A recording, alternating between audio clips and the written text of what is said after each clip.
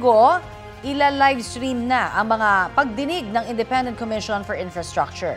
Pero ang 4 na kongresistang itinatawag ngayong linggo, humiling daw ng executive session. Balitang hatid ni Joseph Moro.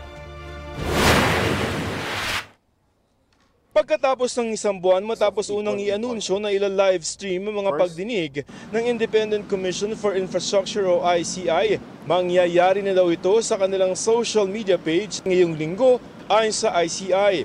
We've set up the system. We've done our testing already and it's going to be available in YouTube. Pero hindi malinaw kung ano nga ba ang talagang mapapanood ng publiko dahil ang lahat ng 4 na kongresistang ipinatawag ng ICI ngayong linggo humingi ng executive session.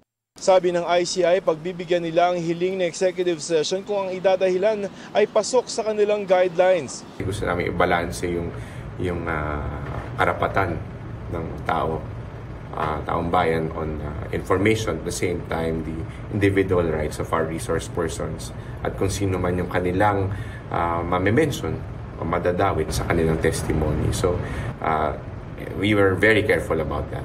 Base sa panuntunan ng Korte Suprema, ilan sa mga maaaring hindi isa-publiko na mga impormasyon ay mga may kinalaman sa national defense o security kung mailalagay sa alanganin ng seguridad ng isang individual, mga privileged information o posible itong lumabag sa right to privacy.